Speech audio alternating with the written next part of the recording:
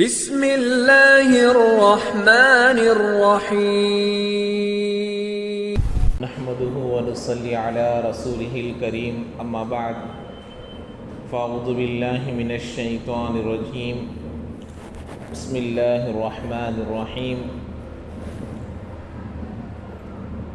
يا أيها الذين آمنوا قوا أنفسكم وأهليكم نارا وقودها الناس والحجارة عليها ملائكة غلاظ شداد لا يعصون الله ما أمرهم ويفعلون ما يؤمرون وقال النبي صلى الله عليه وسلم ألا إن في جسد مصغة إذا صلحت صلح الجسد كله وإذا فسدت فسد الجسد كله ألا وهي القلب أو كما قال النبي عليه الصلاة والسلام رب اشرح لي صدري ويسر لي أمري واحلل عقدة من لساني يفقهوا قولي اللهم صل على سيدنا مولانا محمد في أول وأوسط وآخر كلامنا. معزز خواتین، میری دینی ماں اور بہنوں، اللہ تبارک و تعالی ہر انسان کی کامیابی اپنے دین میں رکھا ہے.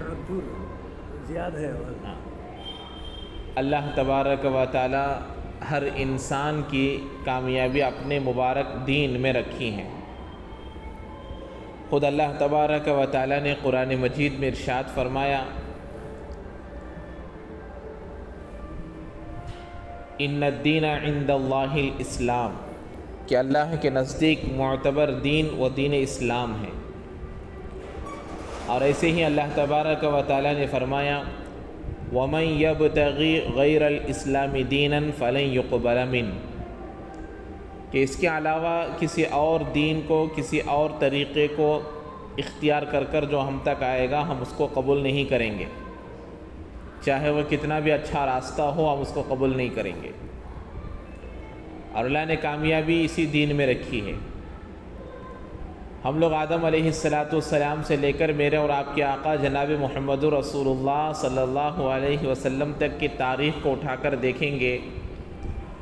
ہم اس میں قرآن کا مطالعہ کریں گے، اس میں حدیث کی کتابوں کا مطالعہ کریں گے، تو یہ بات کھل کر روز روشن کی طرح آیا ظاہر و باہر ہوتی ہے کہ اللہ تبارک و تعالی ہر زمانے میں ان لوگوں کو کامیاب کیا ہے جس کے زندگی میں اللہ کے احکامات اور اس وقت کے نبی کے طریقے ہوتے ہوں. آدم علیہ السلام سے لے کر میرے اور آپ کے آقا جناب محمد رسول اللہ صلی اللہ علیہ وسلم تک یہی معمول رہا. اگرچہ نہ ماننے والوں کی جو تعداد تھی وہ بہت کم تھی. ماننے والوں کے مقابلے میں نہ ماننے والوں کی تعداد بہت کم. ماننے والوں کی تعداد انگلیوں میں شمار کی جا سکتی تھی اور نہ ماننے والوں کی تعداد بہت زیادہ ہوا کرتی تھی. لیکن اللہ تبارک و تعالی ان مٹھی بھر لوگوں کو یہ کثیر تعداد میں جو نہ ماننے والے تھے اللہ نے ان کو ناکام کر دکھلایا. حضرت نوح علیہ السلام کے زمانے میں ماننے والوں کی تعداد صرف 80 یا 82 لوگ بیان کی جاتی ہیں. اللہ تبارک و تعالی نے پورے عالم میں انہی 82 لوگوں کو کامیاب کر دکھلایا اور پورے عالم میں جتنے لوگ تھے سب کو ناکام کیا. اور اس ناکام ہونے والوں میں خود حضرت نوح علیہ السلام کی بیوی اور خود ان کا بیٹا بھی شامل تھا. نبی کا بیٹا ہونا یہ کامیابی کے لیے ذریعہ نہیں بن سکا. نبی کی بیوی ہونا یہ کامیابی کے لیے ذریعہ نہیں بن سکا. کامیابی کا معیار، کامیابی کا دار و مدار، فلاح کا دار و مدار، جنت کے مستحق ہونے کا دار و مدار اللہ تبارک و تعالی کے نزدیک دین تھا. حضرت نوح علیہ السلام کے تذکرے کو، واقعے کو اللہ تبارک و تعالیٰ نے قرآن مجید میں تفصیل کے ساتھ بیان کیا ہے۔ حضرت نوح علیہ السلام نے اپنے بیٹے سے کہا، اس لیے کہ بیٹا ماں باپ کی سب سے بڑی جائیداد ہوتی ہے، اولاد والدین کے لیے سب سے بڑی پراپرٹی ہوتی ہے۔ اللہ نے اسی انداز میں بیان فرمایا، یا بنی ارکب معنا۔ حضرت نوح علیہ السلام نے محبت بھری انداز میں پیار محبت کے ساتھ اپنے بیٹے سے کہا کہ اے میرے بیٹے، تو بھی ہمارے ساتھ اس کشتی میں سوار ہو جا۔ یہاں پر کیا کہا؟ یا ابنی نہیں کہا، یا بنیا کہہ رہے ہیں کہ اے میرے پیارے بیٹے، اے میرے لاڈلے بیٹے، ارکب معنا، ہمارے ساتھ اس میں شریک ہو جا، ہمارے ساتھ اس سواری میں آ جا، ہمارے ساتھ اس کشتی میں سوار ہو جا۔ تم یہاں پر اس عذاب سے تم کامیاب ہو جاؤ گے، بچ جاؤ گے، فلاح کو پہنچ جاؤ گے۔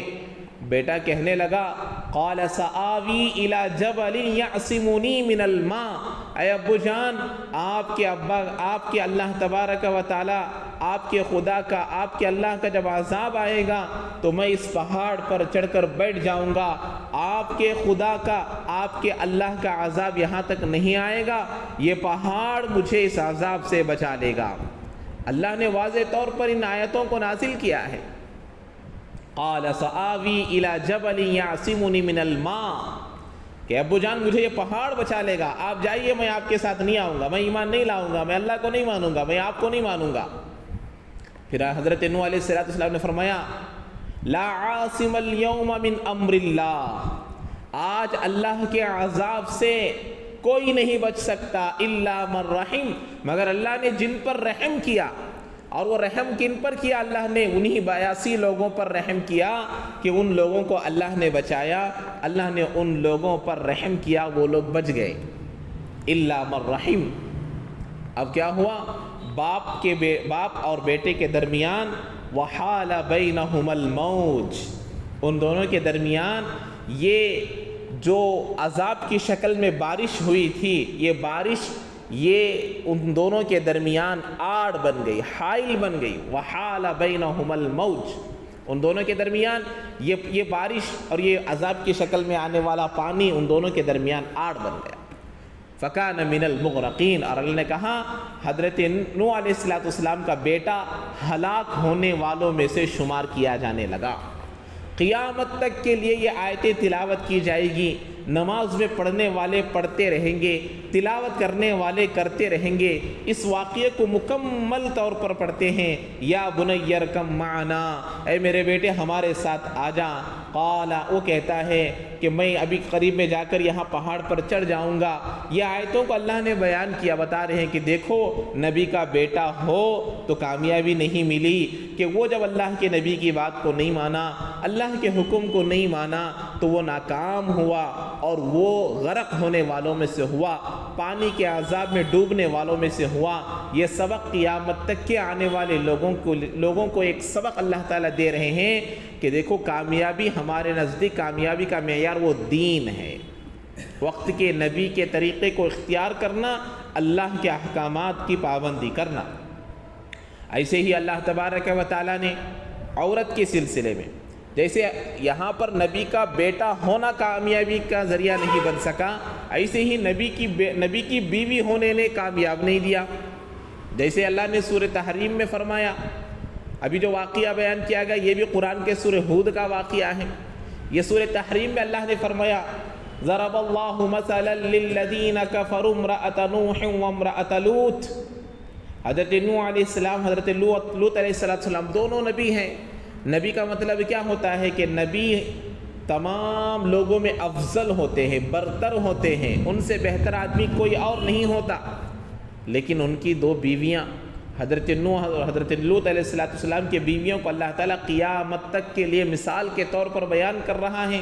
وضرب اللہ مثلا للذین کفروا امرأۃ نوح وامرأۃ لوط كانتا تحت عبدین من عبادنا صالحین فخانتاہما فلم یغنیا عنہما من اللہ شیئا۔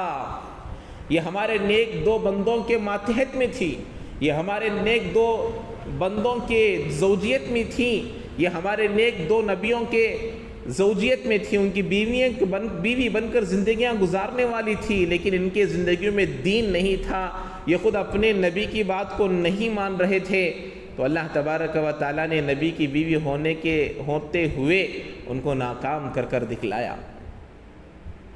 حضرت لوط علیہ السلام، حضرت نوح علیہ السلام۔ تو میری ماں اور بہنوں، اللہ تبارک و تعالیٰ ہم کو اور تمام لوگوں کی جو کامیابی رکھا ہے وہ دین میں رکھا ہے۔ دین اللہ تبارک و تعالیٰ دین جو دیا ہے، یہ دین ایک راستہ ہے، ایک طریقہ ہے، ایک سلیقہ ہے، ایک سنت ہے کہ اس میں زندگی گزارنے کا راستہ سکھلایا جاتا ہے۔ ابھی میں نے آپ حضرات کے سامنے قرآن پاک کی تلاوت فرمائی اور اس کے ساتھ ایک حدیث مبارکہ تلاوت فرمائی۔ حدیث مبارکہ میں اللہ کے نبی علیہ السلام نے فرمایا، الا ان فی جسدی مضغہ، اللہ کے نبی فرما رہے ہیں انسان کے جسم کے اندر، چاہے وہ مرد ہو چاہے وہ عورت ہو، ہر جاندار، اللہ کے نبی فرما رہے ہیں کہ الا ان فی جسدی مضغہ، کہ جسم کے اندر اللہ تبارک و تعالیٰ یہ گوشت کے ٹکڑے کو رکھا ہے۔ اذا صلحت صلح الجسد کلہ، جب وہ گوشت کا ٹکڑا، گوشت کا لوتھڑا صحیح ہو جاتا ہے، درست ہو جاتا ہے، نیک بن جاتا ہے، تو پورا کا پورا جسم صحیح ہو جاتا ہے، پورا کا پورا جسم برابر بن جاتا ہے، صحیح بن جاتا ہے۔ آگے اللہ کے نبی نے فرمایا وَإِذَا فَسَدَتْ فَسَدَ الْجَسَدُ كُلُّهُ، جب وہ گوشت کا چھوٹا سا ٹکڑا خراب ہو جاتا ہے، پورا کا پورا جسم خراب ہو جاتا ہے۔ اب اللہ کے نبی اتنے بڑے جسم کے اچھے ہونے کا معیار اس چھوٹے ٹکڑے پر رکھے ہیں، اس پورے جسم کے خراب ہونے کا معیار دار و مدار اللہ کے نبی اس چھوٹے سے ٹکڑے پر رکھے ہیں۔ اور آخر میں اللہ کے نبی نے فرمایا الا وہی القلب، اللہ کے نبی صحابہ سے مخاطب ہو کر فرما رہے ہیں غور سے سنو، وہ چھوٹا سا ٹکڑا دل ہے، دل اگر صحیح ہو گیا پورا جسم صحیح ہو جائے گا، دل اگر بگڑ گیا تو پورا جسم بگڑ جائے گا۔ اسی لیے اللہ تبارک و تعالیٰ نے سورہ حج میں ارشاد فرمایا فَإِنَّهَا لَا تَعْمَى الْأَبْصَارُ وَلَكِنْ تَعْمَى الْقُلُوبُ الَّتِي فِي الصُّدُورِ، اللہ تعالیٰ قرآن مجید میں ارشاد فرما رہے ہیں کہ دیکھو یہ جن آنکھوں سے تم دیکھتے ہو نا، یہ آنکھیں اندھی نہیں ہوا کرتی، یہ آنکھیں تو دیکھتی ہیں کیا اچھا ہے کیا برا ہے، کون باپ ہے کون ماں ہے، کون بیٹی ہے، کوسا گھر ہے، مسجد ہے گھر ہے، رشتہ دار ہے غیر رشتہ دار ہے، طالبہ ہے کون ہے، یہ آنکھ تو دیکھتی ہیں، آنکھ اندھی نہیں ہوا کرتی، آنکھ تو دیکھتی سب کچھ ہے، آنکھ اپنا کام کر رہی ہے، لیکن پھر بھی آدمی گناہ کرتا ہے، پھر بھی عورت گناہ کرتی ہے، پھر بھی عورت بے پردہ پھرتی ہے، پھر بھی مرد نماز نہیں پڑھتا، پھر بھی آدمی گناہوں کے قریب جاتا ہے، نیکیوں سے دور جاتا ہے، اللہ کے دین سے دور جاتا ہے، حالانکہ آنکھ دیکھ رہی ہے کہ نماز پڑھنا اچھا ہے، دین کا کام کرنا اچھا ہے، پردہ کرنا اچھا ہے، نماز پڑھنا اچھا ہے، دیکھنے کے باوجود بھی گناہوں میں کیوں مبتلا ہے؟ اللہ نے فرمایا وَلَكِنْ تَعْمَى الْقُلُوبُ الَّتِي فِي الصُّدُورِ، لیکن دل میں، جسم کے اندر اللہ نے جو دل رکھا ہے وہ اندھا ہو گیا ہے، جس کی وجہ سے آدمی گناہ کرتا ہے۔ آنکھیں اندھی نہیں ہوتی، اللہ فرما رہے ہیں فَإِنَّهَا لَا تَعْمَى الْأَبْصَارُ، آنکھیں اندھی نہیں ہوتی، تو اندھی کیا ہوتے ہیں؟ اندھا تو دل ہو جاتا ہے۔ اب دل پر غبار آ گیا، اس لیے اللہ کے نبی علیہ السلام نے فرمایا جب بندہ کوئی گناہ کا کام کرتا ہے تو ایک سیاہ نقطہ اس کے دل پر آ کر بیٹھ جاتا ہے، توبہ کر لیتا ہے، استغفار کر لیتا ہے تو وہ کالا سیاہ نقطہ دھل جاتا ہے، ہٹ جاتا ہے۔ اگر گناہ پر گناہ کرتا رہے گا تو ایک دن اس کا دل بالکل سیاہ ہو جائے گا، اب اس کے دل پر کوئی نیک بات اثر نہیں کرتی۔ اس لیے حدیث پاک میں آیا جب بندہ کوئی گناہ کرتا ہے تو گناہ کو کھینچ کر لاتا ہے، نیکی کو کھینچ کر لاتی ہیں۔ آدمی ایک مرتبہ نیک کام کر لیا، دوسرا نیک کام کرنا آسان ہو جاتا ہے۔ آدمی ایک مرتبہ گناہ کر لیا، توبہ کر لیتا ہے، استغفار کر لیتا ہے، تو پھر دوبارہ گناہ کرنے میں اس کو ڈر لگتا ہے، دیری لگتی ہے، شیطان حملہ نہیں کر سکتا، لیکن جب گناہ کر لیتا ہے، توبہ نہیں کرتا، استغفار نہیں کرتا، تو دوسرا گناہ کرنا آسان ہو جاتا ہے۔ اللہ کے نبی علیہ السلام نے اسی لیے ارشاد فرمایا، اتق اللہ حیث ما کنت واتبع السیئۃ الحسنہ تمحوها۔ اللہ کے نبی نے فرمایا تم جہاں کہیں رہو اللہ سے ڈرو۔ جب تم سے کوئی بھول سے غلطی ہو جائے، مسلمان وہ نہیں ہوتا، مسلمان عورت وہ نہیں ہوتی جو جان بوجھ کر گناہ کرتی ہو، مسلمان وہ ہے، مسلمان مرد وہ ہے، مسلمان عورت وہ ہے جس سے غلطی سے لغزش ہو جاتی ہے، جس سے بھول سے گناہ ہو جاتا ہے۔ تو اللہ کے نبی نے فرمایا جب تم سے ایسا کوئی غلطی ہو جائے، ایسی کوئی لغزش ہو جائے، فوراً کسی نیک کام کو کر لو، اللہ تبارک و تعالی اس نیک کام کے بدلے میں تمہارے سے جو گناہ ہوا ہے اللہ اس گناہ کو معاف فرما دے گے۔ تو میری ماں اور بہنوں، ہمارے لیے ضروری ہے کہ ہم اپنے دل کی اصلاح کریں۔ ایمان کا مقصد بھی یہی ہے۔ ہم لوگ جو کلمہ پڑھتے ہیں لا الہ الا اللہ محمد الرسول اللہ، یہ جو کلمہ پڑھتے ہیں اس کے دو جز ہے، دو حصے ہیں۔ اس کو اگر ہم حقیقی طور پر سمجھ لیں گے، دین پر چلنا بھی آسان ہو جائے گا، دل کی اصلاح کرنا بھی آسان ہو جائے گا۔ آپ لوگ دیکھے ہوں گے ایک درخت ہوتا ہے، درخت کے جڑ جتنے مضبوط ہوں گے، درخت کے جڑوں کو جتنا پانی ملتا رہے گا، جڑ اتنے مضبوط ہوں گے، اور جڑ جتنا مضبوط ہوگا اب اس کے اوپر آنے والی ٹہنیاں، درخت، پتیاں، پھل، پھول، یہ تمام چیزیں اتنے مزے بھی ہوں گے، لذیذ بھی ہوں گے، مضبوط بھی ہوں گے، مزیدار رہیں گے، کھانے میں لذیذ بھی رہیں گے۔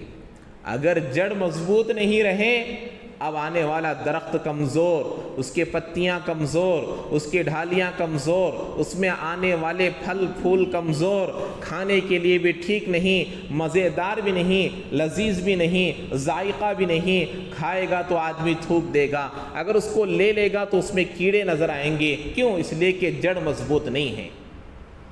ہمارا کلمہ لا الہ الا اللہ یہ جڑ ہے، اور جڑ نظر نہیں آتے۔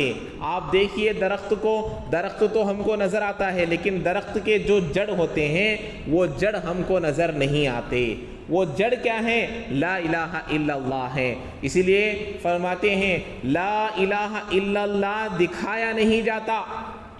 میرے اندر اللہ سے ہونے کا یقین کتنا ہے، مجھے اللہ سے کتنی محبت ہے، اللہ سے میں کتنا ڈرتی ہوں، اللہ سے میں کتنا ڈرتا ہوں، اللہ کی میرے اندر کتنی محبت ہے، میں اس کو نہیں دکھا سکتا۔ کیوں؟ اس لیے کہ وہ دل میں ہے۔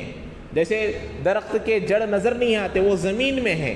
اب جب لا الہ الا اللہ کو دکھایا نہیں جاتا، محمد الرسول اللہ کو چھپایا نہیں جاتا، لا الہ الا اللہ مضبوطی سے بن گیا، اب محمد رسول اللہ جو نظر آئے گا وہ اپنی زندگیوں میں نظر آئیں گے۔ مرد ہے، اس کا چہرہ نبی کی طرح رہے گا، اس کا لباس نبی کی طرح رہے گا۔ کیوں؟ اس لیے کہ لا الہ الا اللہ جو جڑ ہے، جو دل ہے، جو اندر ہے، جو نظر نہیں آئے گا، جب وہ مضبوط ہے، نظر آنے والی چیزیں محمد رسول اللہ بنے گی۔ اس کا کھانا محمد رسول اللہ، اس کا پینا محمد رسول اللہ، اس کا نکاح محمد رسول اللہ، اس کی زندگی محمد رسول اللہ، اس کی نماز محمد رسول اللہ، اس کی پوری 24 گھنٹے والی زندگی محمد رسول اللہ کے موافق ہوگی۔ کیوں؟ اس لیے کہ اس کا دل لا الہ الا اللہ سے بھرا ہوا ہے۔ جیسے کہ درخت زمین میں ہوتے ہیں، نظر نہیں آتے، وہ مضبوط ہوتے ہیں۔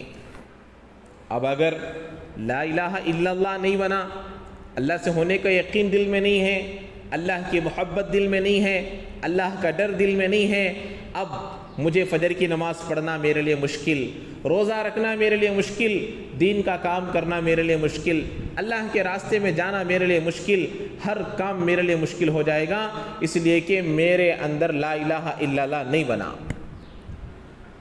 لا الہ الا اللہ کی مضبوطی میرے اندر نہیں آئی۔ تبھی تو ہے ہمیں آدمی کے لیے ایک روح ہوتی ہے، جب تک وہ جسم میں روح ہوتی ہے آدمی زندہ رہتا ہے۔ میں اپنے ہاتھ کو اٹھا رہا ہوں، میری زبان بات کر رہی ہے، میری آنکھیں دیکھ رہی ہیں، میرے کان سن رہے ہیں، یہ تمام چیزیں کیوں ہو رہی ہیں؟ اس لیے کہ میرے جسم کے اندر روح موجود ہے۔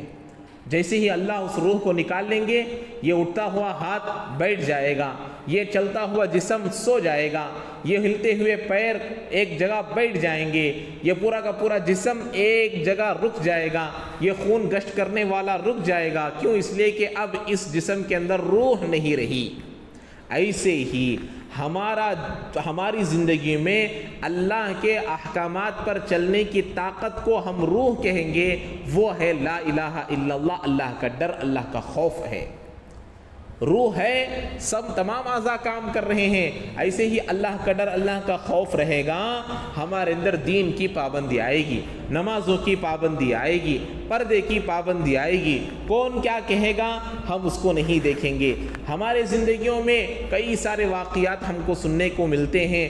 حضرت انبیاء، جتنے انبیاء گزرے ہیں، صحابہ گزرے ہیں، اولیاء اللہ گزرے ہیں، ان تمام میں عورتیں بھی تھیں، اور صحابہ میں عورتیں تھیں، اولیاء اللہ میں عورتیں بھی تھیں، اور موجودہ زمانے میں بھی کئی سارے ایسے عورتیں ہیں جن کو ہم نمونہ بنا سکتے ہیں، ان کو دیکھ کر اپنی زندگیوں کو سنوار سکتے ہیں، اللہ کے احکامات کے موافق اپنی زندگی کو بنا سکتے ہیں۔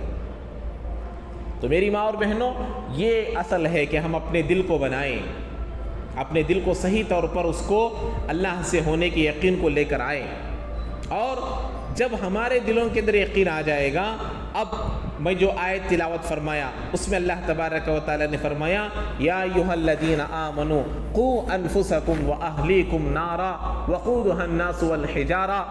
اللہ تعالیٰ فرما رہے ہیں کہ اے ایمان والو، اپنے آپ کو بھی، اپنے گھر والوں کو بھی جہنم کی آگ سے بچاؤ۔ اللہ نے دو باتوں کا حکم کر رہے ہیں، اپنے آپ کو بھی جہنم کی آگ سے بچاؤ، اپنے گھر والوں کو بھی جہنم کی آگ سے بچاؤ۔ اب اپنے آپ کو اور اپنے گھر والوں کو جہنم کی آگ سے بچانے کا کیا مطلب؟ کہ جب میں جنت میں جاؤں گی، میرے ساتھ میرا شوہر بھی جنت میں آئے، میرے ساتھ میرا بیٹا بھی جنت میں آئے، میرے ساتھ میری اولاد بھی جنت میں آئے، میرے ساتھ میرے ماں باپ بھی جنت میں آئے، اس لیے کہ ہم لوگ سب لوگ مل کر ایک جگہ رہتے ہیں، ایک ساتھ کھاتے ہیں، ایک ساتھ پیتے ہیں، سکھ دکھ میں سب ساتھ رہتے ہیں۔ جیسے یہاں ساتھ رہتے ہیں، ایسے ہی جنت میں بھی ساتھ رہنا ہے۔ اللہ نے اس آیت میں نبیوں کے، فرشتوں کے دو صفات کو بیان کیا ہے۔ علیہا ملائکۃ غلاظ شداد لا یعصون اللہ ما امرہم ویفعلون ما یؤمرون۔ اللہ تعالیٰ فرما رہے ہیں کہ دیکھو یہ دو فرشتے ایسے ہیں، فرشتے یہ ایسے ہیں کہ یہ جب اللہ کا ان کو حکم کرتا ہے اس میں نافرمانی نہیں کرتے، اور اللہ کا حکم فوری طور پر بجا لاتے ہیں۔ لا یعصون اللہ ما امرہم ویفعلون ما یؤمرون، اللہ کی نافرمانی کبھی بھی نہیں کرتے۔ دو صفتیں ہیں فرشتوں کے، ایک آ کر اللہ کی نافرمانی کبھی بھی نہیں کرتے، اور جو حکم ان کو ہوتا ہے اس کو فوری طور پر بجا لاتے ہیں۔ یہ دو صفتیں جس آدمی کے اندر، جس عورت کے اندر آ جائیں گی، وہ آج کے زمانے کی اللہ کی ولی بن جائے گی۔ دو ہی باتیں ہیں، اللہ کی نافرمانی نہیں کرنا اور اللہ کے حکم کو بجا لانے میں دیری نہیں کرنا۔ فجر کی نماز کا وقت آج کل 6:50 تک ہے، 48 تک چلتا ہے۔ اب ہماری نیند کو ہم سو رہے ہیں، ابھی 5 منٹ ہے، 6 منٹ ہے، 7 منٹ ہے، 20 منٹ ہے، آخر میں پڑھ لوں گی، آخر میں پڑھ لوں گی، آخر میں پڑھ لوں گی۔ اس کو عربی میں تصویب کہتے ہیں، کہ کام کو ٹالنا، کام کو دیری سے ادا کرنا۔ ہاں، اتنے کم سے کم آدھا گھنٹہ پہلے یا کم سے کم 20 منٹ پہلے بسا اوقات کسی وجہ سے نماز نہیں ہوئی، کسی وجہ سے نماز غلط پڑھ لیے، تو دوبارہ نماز پڑھنے کا وقت رہنا، اتنا پہلے فجر کی نماز پڑھنا مستحب ہے۔ کم سے کم 25 یا 30 منٹ پہلے فجر کی نماز پڑھ لینا۔ جیسے ابھی 6:50 تک ہے وقت، 6:48 تک ہے، تو 6:25 یا 6:30 کو نماز پڑھ لینا۔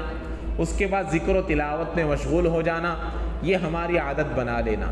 فجر کی بعد سونے کی عادت نہیں ڈالنا، اس لیے کہ اللہ کے نبی علیہ السلام نے فرمایا یمنع الرزق، نوم الصبح یمنع الرزق، صبح کے بعد سونا یہ رزق کو روک لیتا ہے۔ اللہ گھر میں آنے والی برکتوں کو روک لیتا ہے۔ ہم اپنے سونے کو ظہر کے بعد رکھیں، کھانا ظہر سے پہلے یا ظہر کے بعد کھا لیں اور اس کے بعد تھوڑی دیر آرام کرنے کا معمول بنا لیں۔ لیکن اگر صبح میں ہی سونے کے لیے وقت ملتا ہے، دوپہر میں مشغولیت ہے، مدرسہ پڑھانے کے لیے جانا ہے یا پڑھنے کے لیے جانا ہے یا تعلیم کے لیے جانا ہے، تو اشراق یا چاشت کے بعد سونا، فجر کے بعد فوری طور پر نہیں سونا۔ اس کی وجہ سے گھر میں بے برکتیاں آئیں گی، اس کی وجہ سے گھر میں نور نہیں آئے گا، اس لیے ہمیشہ اس کو دھیان میں رکھنا چاہیے۔ تو جب اللہ تعالیٰ کا ڈر ہمارے گھروں میں، ہمارے دلوں میں آ جائے گا، اب ہمارے لیے فجر کی نماز پڑھنا، تہجد پڑھنا، دین پر عمل کرنا، یہ ہمارے لیے مشکل نہیں ہوگا۔ تو میری ماں اور بہنوں، ہم اپنے ساتھ ساتھ اپنے گھر والوں کی بھی فکر کریں۔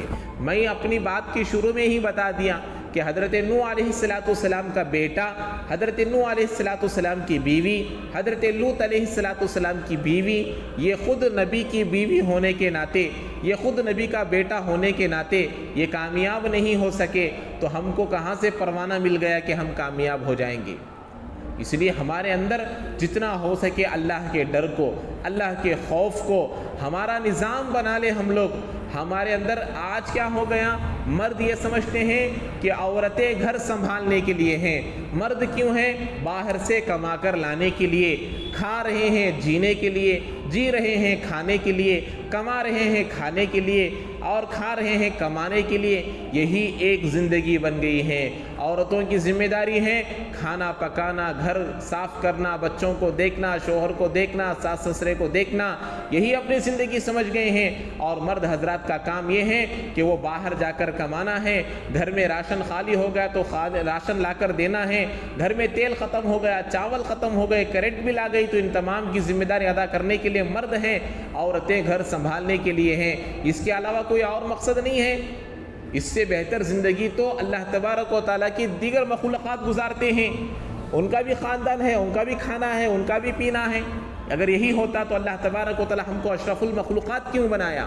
اللہ نے ہم کو تمام کا سردار کیوں بنایا؟ اسی لیے کہ اللہ نے فرمایا وَمَا خَلَقْتُ الْجِنَّ وَالْإِنسَ إِلَّا لِيَعْبُدُونَ، ہم نے انسانوں کو اور جنات کو پیدا کیا ہماری عبادتوں کے لیے، کہ ہمارا ہر کام نبی کے طریقے کے موافق ہوگا، وہ بھی عبادت ہے۔ گھروں کی ذمہ داری کو بھی ادا کریں گے دین کے راستے پر، وہ بھی عبادت کہلائے گی۔ تو مرد حضرات بھی دین کی فکر کریں۔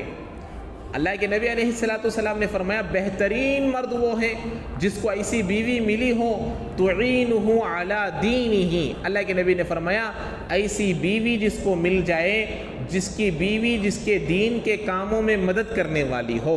حدیث پاک میں آیا، اللہ کے نبی علیہ السلام نے فرمایا جب شوہر اپنی بیوی کو تہجد کی نماز کے لیے یا فجر کی نماز کے لیے اٹھاتا ہے، یا بیوی شوہر کو اٹھاتی ہیں، اب اٹھتا نہیں یا پھر یہ اٹھتی نہیں، تو شوہر اپنے ہاتھ سے پانی کے چھینٹے اس کے چہرے پر ڈالتا ہے، یا بیوی شوہر کے چہرے پر ڈالتے ہیں کہ یہ دونوں اٹھ کر نماز پڑھے، تو اللہ تبارک و تعالیٰ دونوں کے اس عمل کو دیکھ کر خوش ہو جاتے ہیں کہ دونوں ایک دوسرے کی دین میں مدد کر رہے ہیں۔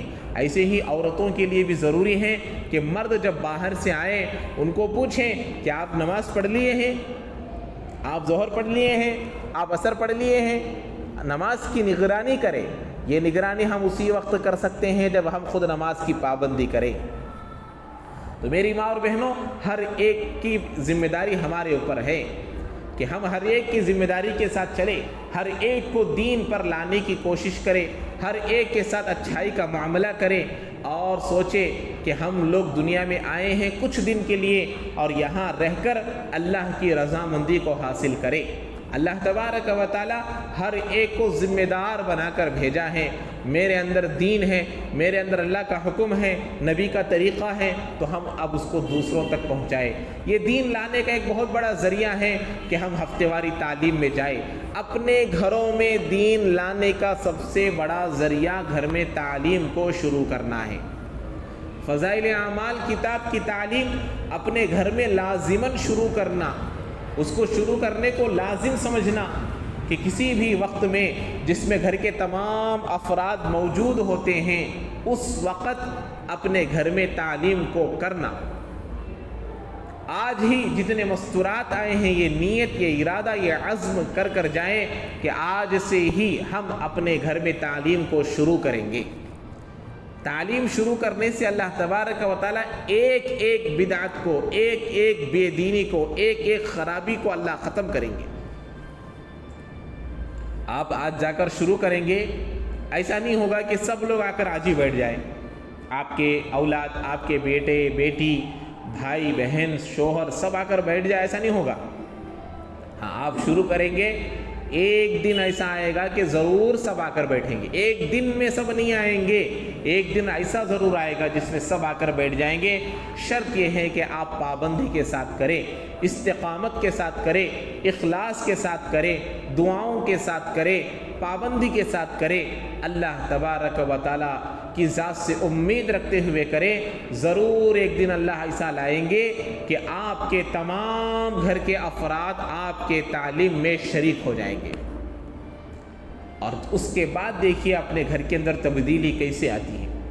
تو میری ماں اور بہنوں، انہی تمام باتوں کو سیکھنے کے لیے، انہی تمام باتوں کو اپنے زندگیوں میں لانے کے لیے، اپنی زندگی کو اللہ کے احکامات کے موافق، نبی کے طریقے کے موافق زندگی گزارنے کے بنانے کے لیے اللہ کے راستے میں نکالا جاتا ہے کہ اللہ کے راستے میں جب بندہ ہو بندی ہو جائے گی، اپنے گھر سے، اپنے کاروبار سے، اپنے کام کاج سے، اپنی ذمہ داریوں سے ہٹ کر اب یہاں پر رہ کر ہم اپنی ذمہ داریوں کو ادا کریں گے۔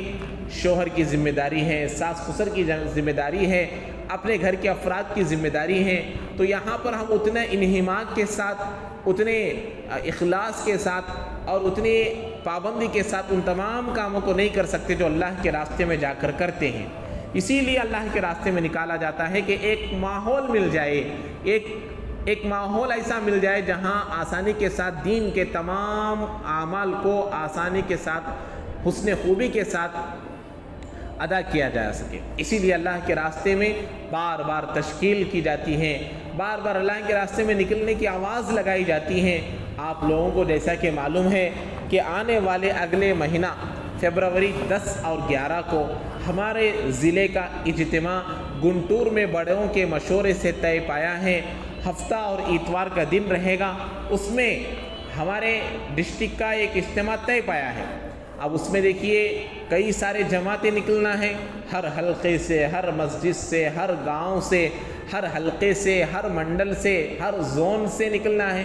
تو اس کے لیے آپ بھی اس کے لیے دعائیں کریں، اس کے لیے اذکار کی پابندی کریں، اس کی کامیابی کے لیے دعائیں کریں، اس کے لیے ہمیشہ ذہن میں رکھ کر یاد سے دعائیں کریں، اور اس کی دعوت بھی چلائیں کہ آپ اپنے مرد حضرات کو وہاں بھیجنے کی پوری فکر کریں۔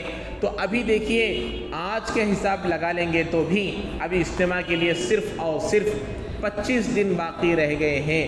تو اب جتنے مستورات یہاں آئی ہیں وہ یہ نیت کر جائیں کہ اجتماع سے پہلے انشاءاللہ ضرور 3 دن لگائیں گے، اجتماع کی محنت کے لیے جائیں گے۔ ہمارے کچھ بول کی وجہ سے، ہماری کچھ محنتوں کی وجہ سے اگر کسی کی زندگی بدل گئی، اجتماع کو جائیں گے، اجتماع میں بہت سارے بڑے لوگ آئیں گے، اللہ والے آئیں گے، بڑوں کی زبان سے کیا بات نکلے گی نہیں معلوم، اور کون سی بات میں اللہ نے ہدایت چھپا رکھی ہے نہیں معلوم، اور ہماری محنت سے اگر کوئی آدمی کسی کا گھرانہ وہاں گیا اور وہاں جا کر اپنی زندگی کو بدل دیا تو وہ تمام کا تمام ثواب ہمارے لیے بھی ملے گا، ہمیں بھی وہ ثواب ملے گا۔ تو میری ماں اور بہنوں، سب لوگ یہ نیت کر کے جائیں کہ انشاءاللہ اس 25 دن کے اندر ہم 3 دن ضرور لگائیں گے، اور اس کے بعد جو 3 مرتبہ 3 دن لگا چکے ہیں وہ عشرے کی نیت کرے۔ عشرہ جو 3 یا 2 مرتبہ لگا دیے ہیں وہ چھلے کا ارادہ کرے، چھلا جو لگا دیے ہیں وہ بیرون کا ارادہ کرے، اور اجتماع سے نکلنے کے لیے اپنے گھر کے مرد حضرات کا نام لکھائے، جیسے کسی کا بیٹا ہے یا پھر شوہر ہے یا پھر باپ ہے، بھائی ہے، ان میں سے جس کا چاہے نام لکھائے اور ان کو نکلنے کی ترغیب بھی دے۔ اللہ تبارک و تعالی ہم تمام کو عمل کی توفیق نصیب فرمائے۔ سبحان اللہ وبحمدہ، سبحانک اللہم وبحمدک، ونشہد ان لا الہ الا انت، نستغفرک واتوب الیک۔ تشکیل کریں، تشکیل کرنے کے بعد اس پرچی کو مسجد تک پہنچائیں۔